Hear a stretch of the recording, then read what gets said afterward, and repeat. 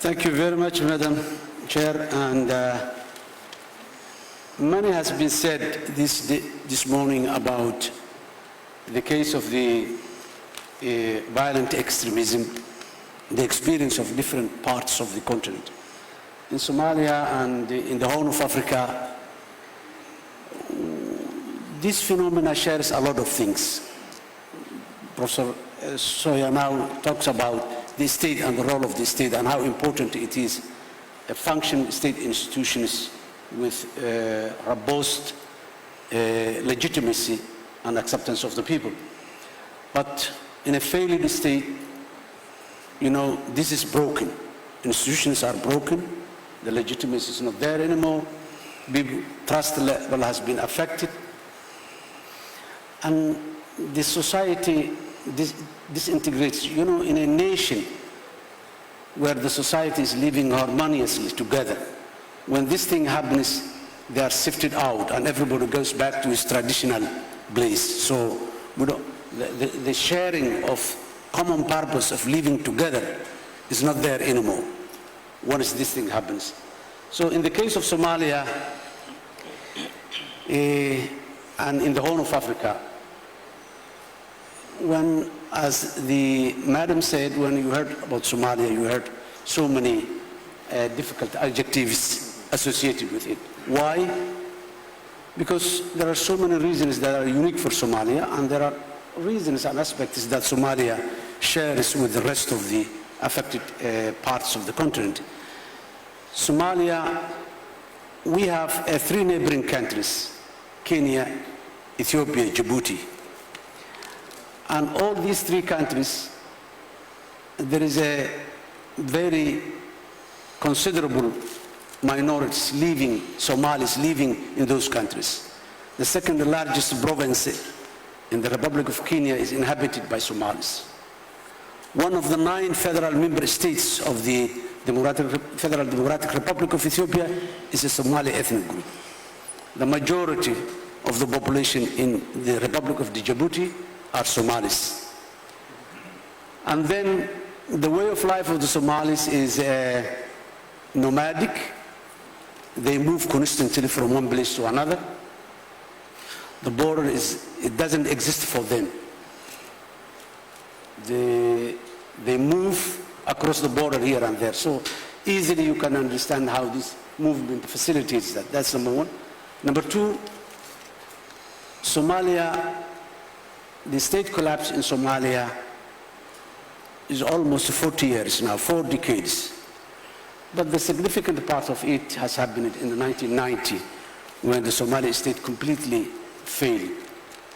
In a failed state, sometimes it's easy to fix the failed state, come out of the failed state, come out of the civil war even.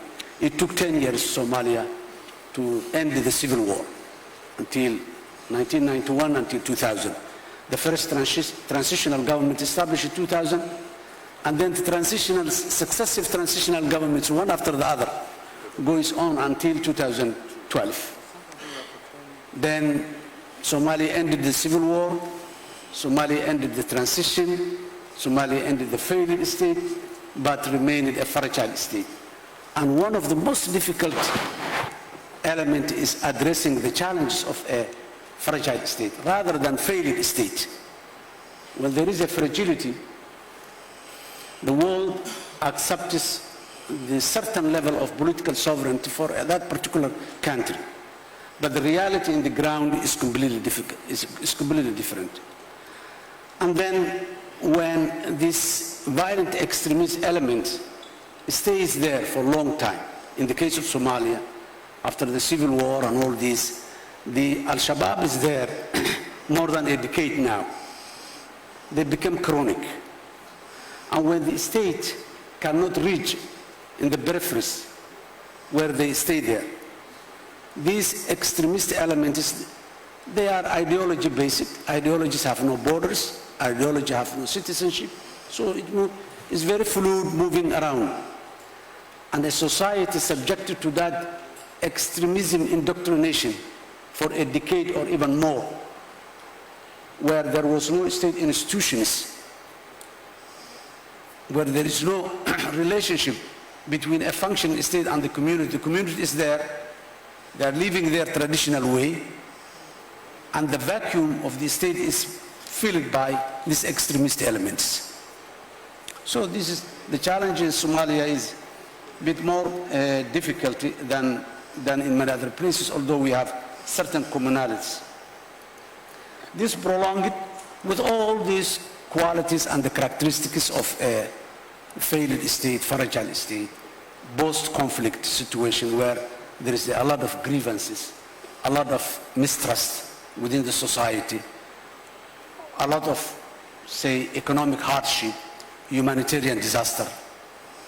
All these put together makes the situation in Somalia a bit more difficult, but even then, since the transitional governments and the subsequent non-transitional governments, a lot of effort has been in support and in collaboration with the regional body like IGAD, and very strong support from the African Union. Somalia has established a governance system. The state has expanded throughout Somalia, where there was no state at all for almost more than 2 decades. Now there is a state institutions in place. Somalia has adopted the federal system. Federal member states are established, but these institutions or these administrative governance structures are still weak. They lack capacity, they lack resources, but it's still there. So there are a lot of improvements made with the help of the African Union forces in the ground. Somalia has developed a stabilization program with a national strategy for countering violent extremism, preventing and countering violent extremism, and there was an action plan developed, and jointly the African Union and the Somali government, with the support of the United Nations and the international community, a lot has been made.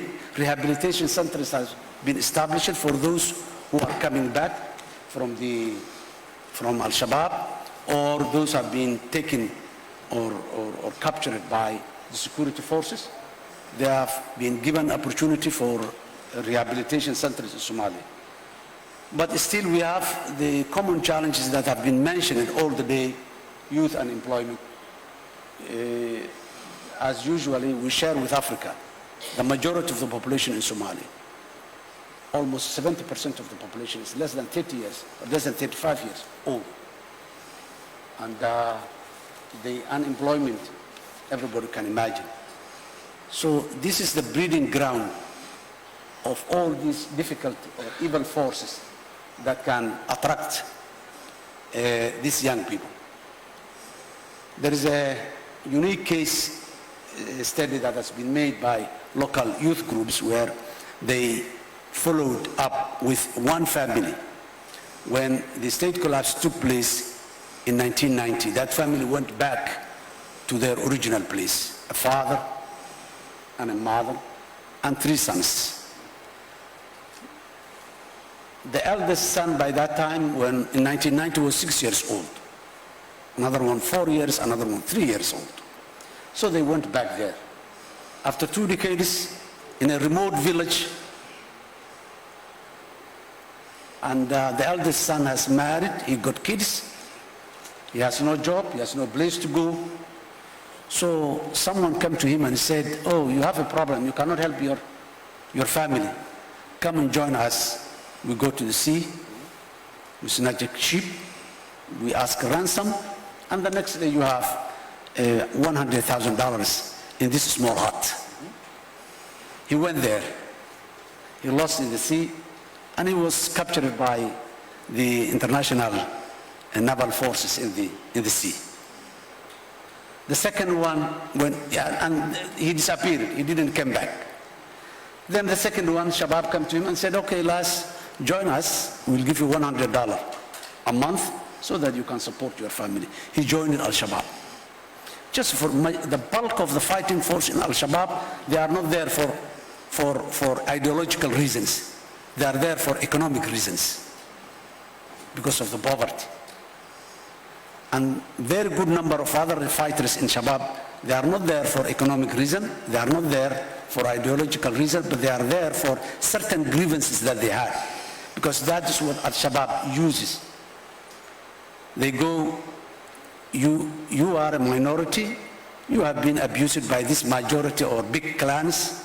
We give you the opportunity to take your revenge against them, come and join us. They do so. The young people who cannot understand why these people do so. So there are several reasons, economic reasons, grievances, that young people are joining to Al-Shabaab or joining to piracy or other forces. So with these all put together, still the challenge is still there. The Somali government is taking back control of the territories. We would have liked it, this is taking place very fast, but it's very slow, but it's going on. And then new challenges come. When you solve one challenge, new challenges emerge. With the federal system in place now, again, the challenge is the relationship between the center and the periphery. How are they coordination issue, how they work together, how they do together things when the center cannot support much in the periphery, when many international supporters, they don't go their support, they don't send their support through the center, but they support the peripheries directly. So the relevance of the center now again becomes a question.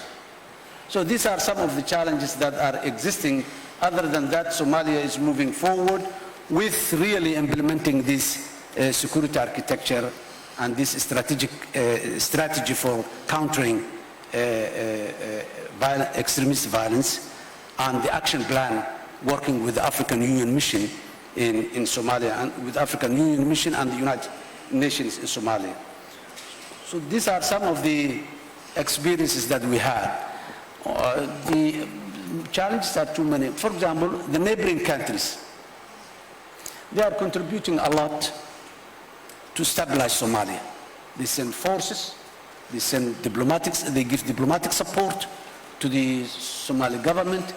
But even then, when the government in Somalia cannot protect its boundaries and cannot secure it, so the neighboring countries, with all the good intentions that they had to go to they had to establish some sort of buffer zone in their boundaries. This has, yes, for them, this issue of national security to do that.